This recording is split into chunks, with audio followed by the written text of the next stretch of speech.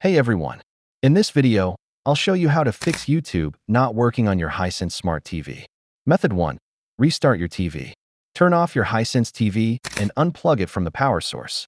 Wait for about 30 seconds. Plug it back in and turn it on. Method 2. Check your internet connection. Make sure your TV is connected to the internet. Go to Settings, Network, and check your Wi-Fi or wired connection status. Restart your router if needed. Method 3. Update the YouTube app. Open the App Store or Hisense Smart TV App Store. Find the YouTube app and check for updates. If an update is available, install it. Method 4. Clear YouTube app cache/data if available. Go to Settings, Apps, YouTube. Select Clear Cache and Clear Data.